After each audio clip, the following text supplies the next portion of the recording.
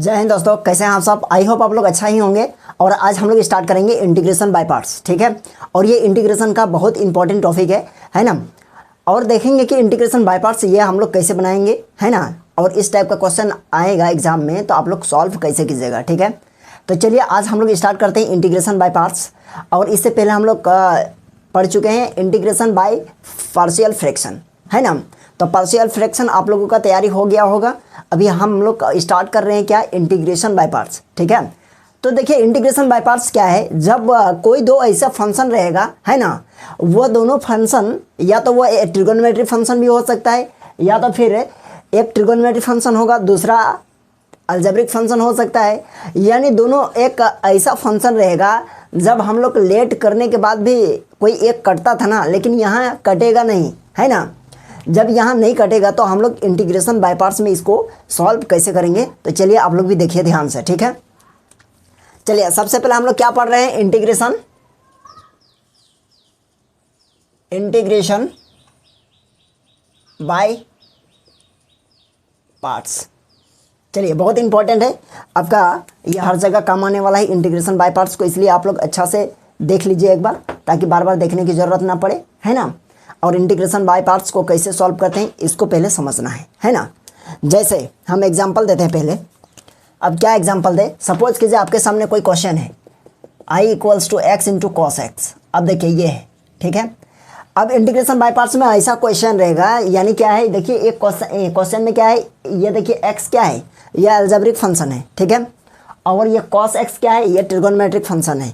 तो एक algebraic function रहेगा और एक ट्रिगोनोमेट्रिक फंक्शन रहेगा। तो यहाँ हम लोग लेट भी करेंगे। सपोज दैट हम cos x को लेट किए तो हमको क्या मिलेगा, cos x का डिफरेंशिएशन यानी डेरिवेटिव sin x मिलेगा। लेकिन sin x आके भी फायदा क्या, क्योंकि यहाँ तो x है, sin x रहता तो ये कट जाता। या फिर आप ये भी कह सकते हैं, यदि हम लोग x को मानेंगे, x का क्या होता है, यानी 1 होगा। तो 1 तो फिर कुछ कटने उठने वाला है नहीं, तो इसका भी कोई काम नहीं आने वाला है ना। तो इंटीग्रेशन बाय पार्ट्स तो यहाँ हम लोग अप्लाई करेंगे ही करेंगे। सबसे पहले इंटीग्रेशन बाय पार्ट्स को अप्लाई करने से पहले आप लोगों को एक फार्मूला बता रहे हैं, इसको पहले अच्छा सा समझ लीजिए, ठीक है। इस क्वेश्चन को सॉल्व करते हैं, इसको थोड़ा सा होल्ड में रखिए। देखिए सबसे पहले क्या लिखेगा, देखिए आई लेट, एक फार्मूला लिख लीजिएगा। क्या, आई लेट, LATE, है ना। आई लेट क्या है, देखिए इसके बारे में पहले हम लोग जानते हैं। तो ये देखिए ये आई लेट जो है ना, ये आप मान के चलिए ये 1, ये क्या है, 1 नंबर में ये रहेगा, 2 नंबर में L रहेगा, 3 नंबर में A रहेगा, और ये 4 नंबर में T रहेगा, और क्या है 5 नंबर में आपका क्या रहेगा, 5 नंबर में E रहेगा। तो इसका मतलब क्या रहेगा, यानी क्या है 1, इसको नंबरिंग करके क्या फ़ायदा मिल रहा है हम लोगों को। तो देखिए सबसे पहले हम लोग ये देखेंगे, जैसे यहाँ आप देख पा रहे हैं क्या है, आई है। तो आई मीन्स ये हो जाएगा, फर्स्ट में हो जाएगा क्या, इन्वर्स ट्रिगोनोमेट्री फंक्शन। क्या होगा, इन्वर्स ट्रिगोनोमेट्री, ओके, फंक्शन। चलिए समझ गए होंगे यहाँ तक, इन्वर्स ट्रिगोनोमेट्री फंक्शन। इसके बाद हम लोग देखेंगे सेकंड में एल है। एल मीन्स क्या, एल है आपका लॉगरिदम फंक्शन। क्या है,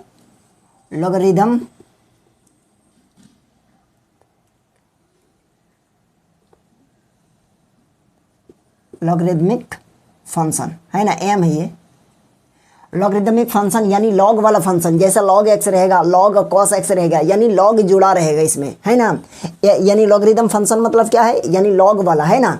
जैसे सपोज कीजिए यहाँ क्वेश्चन में रहता, यहाँ x × log x रहता, तो दैट मीन्स वो log x क्या है, लॉगरिदम फंक्शन है ना। अब इसके बाद देखिए क्या है, लॉगरिदम फंक्शन हो गया। इसके बाद यहाँ आप a से यह कह सकते हैं, a मीन्स क्या है, a एल्जेब्रिक फंक्शन है। a क्या है, एल्जेब्रिक फंक्शन, है ना। अब अलजेब्रिक फंक्शन क्या हो सकता है, ये तो आप जानते हैं। जैसे यहाँ x देख पा रहे हैं, तो x क्या है, x क्या है, अलजेब्रिक फंक्शन, है ना। अब cos x क्या है, ट्रिगोनोमेट्री फंक्शन। अब यहाँ देखिएगा l हो गया। अब यहाँ देखिए 4, ये देखिए किसको लेंगे इस बार लेंगे किसको, देखिए तो इस बार लिए t को। तो t क्या है, ट्रिगोनोमेट्रिक फंक्शन। तो यहाँ लिखेंगे t क्या है, चलिए इधर से लिख देते हैं।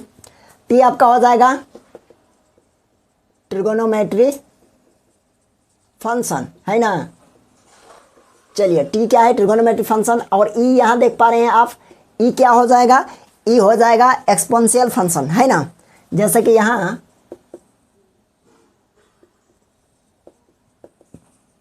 अच्छा, एक्सपोनेंशियल फंक्शन, ये क्या होगा? Exponential function. Exponential function means आपका हो जाएगा जैसे e to the power x, e to the power cos x, यानी आप यह कह सकते हैं इस टाइप का क्वेश्चन रहेगा, इस टाइप का फंक्शन रहेगा जो ई पर पावर रहेगा, है ना। जैसे कि ई पर पावर हो गया, ए पर पावर हो गया, दैट मीन्स ये क्या हो जाएगा, यानी एक्सपोनेंशियल फंक्शन हो जाएगा, है ना। तो सबसे पहले देखिए इसमें नंबरिंग किया ना, 1 आई लेट याद रखिएगा। आई से हो गया इन्वर्स ट्रिगोनोमेट्रिक फंक्शन, एल से हो जाएगा आपका लॉगरिथम फंक्शन, ए से हो जाएगा अलजेब्रिक फंक्शन, और टी से हो जाएगा आपका ट्रिगोनोमेट्रिक फंक्शन, ओके, और ई से हो जाएगा आपका एक्सपोनेंशियल फंक्शन, ठीक है। तो यदि आपके पास दो चीज़ रहेगा हमेशा, या तो एक ट्रिगोनोमेट्री रहेगा या तो फिर आपका क्या हो जाएगा, यानी एक ट्रिगोनोमेट्री रहेगा तो एक अलजेब्रिक भी हो सकता है। तो यहाँ देखिए हम लोग इसी क्वेश्चन में अब इसको अरेंज करते हैं। देखिए यहाँ x है ना और यहाँ cos x है, तो x क्या है? x है आपका क्या? ट्रिगोनोमेट्रिक फंक्शन है या फिर अलजेब्रिक फंक्शन है? क्या है? x है आपका यानी अलजेब्रिक फंक्शन, ठीक है। और आपका cos x क्या है? cos x है आपका क्या है? यानी cos x ट्रिगोनोमेट्रिक फंक्शन है। क्या है? ट्रिगोनोमेट्रिक फंक्शन, ठीक है। तो हम लोगों के पास दो फंक्शन है, एक फंक्शन अलजेब्रिक फंक्शन है और एक है ट्रिगोनोमेट्रिक फंक्शन। तो इसमें से हम लोगों को क्या करना पड़ेगा इंटीग्रेशन बाय पार्ट्स में, यानी एक फार्मूला अप्लाई करते हैं। क्या? देखिए फार्मूला को भी पहले लिख देते हैं। यदि आपके पास रहेगा क्या, यदि इंटीग्रेशन ये u इंटू वी रहा और यह dx रहा, ओके, और मान के चलिए ये क्या है, ये फर्स्ट फंक्शन है, ये क्या है फर्स्ट फंक्शन और v क्या है सेकंड फंक्शन। तो इसका इंटीग्रेशन करने के लिए सबसे पहले एक को बाहर करना पड़ेगा, है ना। यह फर्स्ट में है, इसको बाहर कर दिए, u को बाहर किए, और जो सेकंड में है उसको डेरिवेटिव करेंगे, फिर माइनस लिखेंगे, ठीक है। ये फार्मूला है। और इसके बाद हम लोग क्या करेंगे, यहाँ ब्रैकेट लेंगे और इंटीग्रेशन लिखेंगे, है ना। इंटीग्रेशन लिखने के बाद जिसको आप बाहर के हो उसको यहाँ डिफ्रेंशिएशन कीजिए, है ना। डिफ्रेंशिएट करेंगे x के रिस्पेक्ट में, हो गया। और जिसको यहाँ इंटीग्रेशन किए थे उसको फिर आप एक बार इंटीग्रेशन कर दीजिए, यहाँ भी हो जाएगा dx हो गया। अब फिर आप क्या कीजिएगा, ब्रैकेट क्लोज कीजिए, आप बाहर में भी क्या रखिएगा dx। तो ये हम लोगों का क्या हो गया, फार्मूला हो गया, है ना।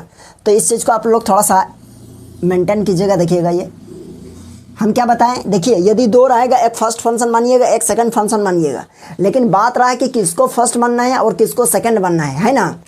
जब भी दो फंक्शन रहेगा तो किसको फर्स्ट मानिएगा और किसको सेकंड मानिएगा, तो यहाँ हम लोग इसका हेल्प लेंगे। जैसे यदि आपके पास अलजेब्रिक फंक्शन है और यदि इन्वर्स फंक्शन है, दोनों एक साथ है, तो अलजेब्रिक ये लॉगरिथम है ना, मान के चलिए ये इन्वर्स फंक्शन है, इन्वर्स ट्रिगोनोमेट्रिक फंक्शन है, और आपके पास लॉगरिथम फंक्शन है, तो दोनों में कौन पहले आता है बताइए, नंबर 1 में कौन आता है? यहाँ देखिए इन्वर्स वाला आपको पहले लीजिएगा, लॉगरिथम वाला को बाद में लीजिएगा, है ना। यानी किसको निकालना है, यानी इन्वर्स वाला को निकालना है। जैसे यहाँ देखिए, यहाँ क्या है x है, तो x मतलब क्या है, अलजेब्रिक फंक्शन मतलब 3 नंबर वाला है ना। और cos x है, तो cos x आपके पास क्या है, cos x यानी क्या है, ट्रिगोनोमेट्रिक फंक्शन, यानी 3 और 4 है हम लोगों के पास। देख पा रहे होंगे आप इस क्वेश्चन में। चलिए 3 नंबर और 4 नंबर देखें ना, तो 3 नंबर और 4 नंबर है, तो 3 नंबर को पहले बाहर निकालिए, है ना। क्या कीजिएगा, किसको बाहर निकालिएगा, 3 नंबर को पहले बाहर निकालिए। कैसे? तो ये नंबर 3 है, ये नंबर 4 है, क्योंकि यानी आई लेट में अलजेब्रिक पहले आता है, इसके बाद ट्रिगोनोमेट्रिक फंक्शन होता है। यहाँ देख पा रहे हैं ना, यहाँ तीसरा नंबर में है क्या, अलजेब्रिक, और चौथा नंबर में क्या है, ट्रिगोनोमेट्री। तो ये दोनों में से ये फर्स्ट आएगा। तो हम लोग इसका सोल्यूशन करेंगे, क्या होगा देखिए, यानी आई इक्वल्स टू x बाहर हो गया, इंटीग्रेशन किसका कीजिएगा, cos x, और ये dx और माइनस लगेगा, ये खानदानी है ना प्रॉपर्टीज से। ये यदि इंटीग्रेशन बाय पार्ट्स पढ़ रहे हैं तो यही वाला प्रॉपर्टीज में अप्लाई करना होगा ना सारे क्वेश्चन को। तो क्या कीजिएगा, देखिए माइनस लगा, फिर ब्रैकेट लीजिए बड़ा सा मिडिल ब्रैकेट, और फिर इंटीग्रेशन लीजिए, और जिसको बाहर किए थे उसको पहले क्या कीजिएगा, उसको पहले डिफरेंशिएट कीजिए, यानी d और ये x हो जाएगा, और ये आपका क्या हो जाएगा, ये dx हो गया, और ये इंटू इंटीग्रेशन ये हो जाएगा, जिसको किए थे यहाँ इंटीग्रेशन उसी को फिर कर दीजिए, ये हो जाएगा cos x middle bracket close. अच्छा यहाँ dx भी तो होगा, मिडिल ब्रैकेट क्लोज, अब बाहर में फिर लगा दीजिए dx। अब यहाँ हो गया ये चीज़, तो इसका हो जाएगा i इक्वल्स टू, देखिए x रहा और cos x का इंटीग्रेशन क्या होता है ना, cos x का इंटीग्रेशन sin x होगा। यहाँ माइनस sin x नहीं बोलिएगा क्योंकि वो डिफ्रेंसिएशन होता है ना। तो यहाँ देखिए ये cos x का हो जाएगा आपका क्या, sin x हो गया, और माइनस ये मिडिल ब्रैकेट फिलहाल रहने दीजिए, है ना। और इंटीग्रेशन देखिए यहाँ देख पा रहे हैं ना, डी एक्स यानी एक्स को एक्स के रिस्पेक्ट में यदि आप डेरिवेटिव कर रहे हैं तो क्या होगा उसका वैल्यू 1, है ना। एक्स को एक्स के रिस्पेक्ट में क्या कीजिएगा, डिफ्रेंशिएशन कर रहे हैं तो ये हो जाएगा आपका 1 हो गया, और इनटू साइन एक्स का डिफरेंस इंटीग्रेशन क्या होगा, देखिए ये है ना, तो साइन एक्स का इंटीग्रेशन क्या हो जाएगा बताइए, तो ये हो जाएगा आपका कॉस एक्स, और सॉरी कॉस एक्स ही तो है, तो कॉस एक्स का हो जाएगा साइन एक्स, है ना। और ये वाला काम तो हो गया, यानी क्या मिला हम लोगों को, साइन एक्स, और ये वाला डी एक्स देख रहे हैं ना, यहाँ ये वाला डी एक्स लगा दीजिए यहाँ, आप चाहे तो इसको हटा दीजिए, कोई दिक्कत नहीं है ना। तो क्या बच गया हम लोगों के पास, साइन एक्स। अब साइन एक्स का इंटीग्रेशन फिर करना पड़ेगा, तो यहाँ देखिए लिखेंगे क्या, I equals to x into यहाँ हो जाएगा आपका साइन एक्स और माइनस, और इंटीग्रेशन साइन एक्स। तो साइन एक्स का इंटीग्रेशन आप लोग को बताइए क्या होता है, साइन एक्स का इंटीग्रेशन क्या होगा, तो साइन एक्स का इंटीग्रेशन क्या होता है, साइन एक्स का इंटीग्रेशन होगा माइनस कॉस एक्स, ओके। अब यहाँ देखिए क्या है, यहाँ माइनस है ऑलरेडी, और यहाँ से एक माइनस आएगा तो माइनस माइनस प्लस, और यहाँ हो जाएगा आपका कॉस एक्स और प्लस ये सी हो गया। तो हम लोग यह कह सकते हैं, यानी integration x into cos x और यह डी एक्स का इंटीग्रेशन क्या हो गया, यानी इसका इंटीग्रेशन ये हो गया, ठीक है। चलिए आई होप समझ में आ गया होगा ये क्वेश्चन आप लोगों को, है ना। अब देखिए पूरा इंटीग्रेशन बाय पार्ट्स को सॉल्व करने के लिए आपको ये माइंड में रखना बहुत ज़रूरी है ना। इसको हम अरेंज कर दे, जब भी दो फंक्शन रहेगा, सपोज कीजिए बहुत सारे स्टूडेंट का माइंड में ये चलता होगा कि यहाँ 3 और यानी 3 और 4 रहा, यानी 3 और 4 रहा, 3 मतलब ये एल्जेब्रिक ए है ना, और 4 मतलब ट्रिगोनोमेट्रिक फंक्शन। तो आप आसानी से ये कर लिए क्या, यानी 3 को बाहर निकलना है और 4 को अंदर रखना है। अगर 1 और 3 भी रहता तो क्या होगा बताइए, 1 और 3 में कौन पहले आता है, 1 आता है ना, तो फिर 1 को निकाल देते। मान लिया 3 और 5 भी रहा, सॉरी 5 तो नहीं, हाँ 5 है, 3 और 5 रहा, तो क्या कीजिएगा, 3 को फर्स्ट फंक्शन मानिएगा और 5 को क्या सेकंड फंक्शन, है ना। तो आप इंटीग्रेशन बाय पार्ट्स अप्लाई कर दीजिएगा, आपका इंटीग्रेशन कंप्लीटली बन जाएगा। अब देखिए एक बात और ये रहा मेरे से, क्या बोलते हैं, माइंड में ये आया अभी, यदि दोनों फंक्शन एक ही चीज यानी एक ही जैसा रहा, कहने का मतलब है जैसे दोनों ट्रिगोनोमेट्रिक फंक्शन रहा, क्या है, दोनों ट्रिगोनोमेट्रिक फंक्शन रहा, तो इस तरह सिचुएशन में क्या करेंगे, किसको बाहर करना चाहिए, है ना। या फिर दोनों ट्रिगोनोमेट्रिक फंक्शन रहा, या तो फिर दोनों ट्रिगोनोमेट्रिक फंक्शन, या दोनों अलजेब्रिक फंक्शन, या दोनों इन्वर्स फंक्शन रहा, ऐसा भी हो सकता है, दोनों सेम भी रह सकता है। तो उस सिचुएशन में आप किसको बाहर निकालिएगा, है ना। तो उस सिचुएशन में आप उसको बाहर निकालने का कोशिश कीजिएगा। ऐसा है हालांकि दोनों में से किसी एक को भी बाहर निकाल दीजिएगा, अगर सेम रहा तो काम बन जाएगा, लेकिन आपको ये हम बताएंगे, उसको बाहर निकालने का कोशिश कीजिएगा जो आसानी से डिफ्रेंशिएशन हो जाए। और सपोज कीजिए मान ले आए जिसका डेरिवेटिव 1-2 डेरिवेटिव के बाद क्या हो जाता हो, यानी वो ख़त्म हो जाता हो, कांस्टेंट टर्म मिल जाता हो। जैसे सपोज कीजिए यदि integration x into e to the power x और ये डी एक्स रहा, इस क्वेश्चन को अभी हम लोग सॉल्व करेंगे। देखिए ये क्या है, ये तो अलजेब्रिक फंक्शन है, ये एक्सपोनेंशियल फंक्शन है, तो यहाँ तो आप आराम से पता लगा लीजिएगा, यानी ये लास्ट वाला ई है तो इसको तो लास्ट में निकलना है ना। तो हम लोग बात कर रहे थे यदि दोनों का क्या है, दोनों यदि अलजेब्रिक फंक्शन रहा तो किसको निकालेंगे, तो किसी को भी निकाल दीजिए, आपका काम हो जाएगा। तो चलिए आप इसका स्क्रीनशॉट ले लीजिए पहले, इसके बाद फिर हम लोग देखेंगे। ये बहुत इंपॉर्टेंट है, यदि इंटीग्रेशन बाय पार्ट्स बना रहे हैं तो इसको समझना ज़रूरी है ना। चलिए आप उतार लीजिए। चलिए अब हम लोग इस क्वेश्चन को देख रहे हैं, ठीक है। देखिए ये क्वेश्चन में क्या कहा गया है, देखिए x into e to the power x है, और इसका इंटीग्रेशन बाय पार्ट्स में हम लोग कैसे सॉल्व करेंगे। देखिए छोटा सा क्वेश्चन, इसलिए छोटे छोटे क्वेश्चन को सॉल्व करवा रहे हैं पहले। देखिए छोटा छोटा क्वेश्चन भी आप लोगों को एग्जाम में तो सॉल्व करना ही पड़ेगा, ऑब्जेक्टिव रहेगा, तो बिना सॉल्व किए आप ऑब्जेक्टिव को कैसे आइडेंटिफाई कीजिएगा कि इसका आंसर कौन सा होगा, है ना। और समझने के लिए पहले छोटा सा ही स्टार्ट करना चाहिए। यहाँ देखिए i equals to x into e to the power x है, तो i लेट के अकॉर्डिंग ये तो सबसे लास्ट में आएगा ना, एक्सपोनेंशियल फंक्शन है, तो हम लोग क्या करेंगे, किसको फर्स्ट फंक्शन मानेंगे, x को, और e to the power x को हम लोग सेकंड फंक्शन मानेंगे, ठीक है। तो यहाँ हम लोग लिखेंगे i इक्वल्स टू x को बाहर किए e to the power x, और ये dx रहा, और माइनस, है ना, ये यहाँ माइनस देंगे और ये ब्रैकेट हो गया, डेरिवेटिव उसको करेंगे जिसको बाहर किए थे, और यहाँ dx हो गया, फिर इंटीग्रेशन जिसको यहाँ इंटीग्रेशन किए थे, है ना, और ये dx, और ये क्या हो गया, बाहर में भी dx, है ना, ब्रैकेट क्लोज करके। तो एक बात याद रखिएगा, क्या याद रखिएगा, जो फर्स्ट फंक्शन होगा उसको बाहर कीजिएगा, सेकंड फंक्शन को इंटीग्रेट कीजिएगा, इसका बाद फिर माइनस लगाइएगा, मिडिल ब्रैकेट लगाइएगा, ठीक है। और मिडिल ब्रैकेट में जिसको बाहर किए थे फर्स्ट फंक्शन वाला, उसको पहले डेरिवेटिव कर लीजिए इंटीग्रेशन लगा के, है ना, इसका बाद डेरिवेटिव कर लीजिएगा उसको, और इसके बाद फिर इंटीग्रेशन कीजिएगा जिसको आप पहले इंटीग्रेशन किए थे, है ना, सेकंड फंक्शन जिसको माने थे, और फिर मिडिल ब्रैकेट दे के बाहर में फिर dx लगा दीजिएगा, है ना। तो चलिए ये काम हो जाएगा। अब देखिए i इक्वल्स टू हो जाएगा x, और e to the power x का इंटीग्रेशन वही होता है, और माइनस यहाँ क्या हो जाएगा, मिडिल ब्रैकेट का काम कर देंगे। तो यहाँ देखिए x का डेरिवेटिव फिर वही बात हो गया, यानी x का डिफरेंशिएशन क्या होगा, 1 होगा।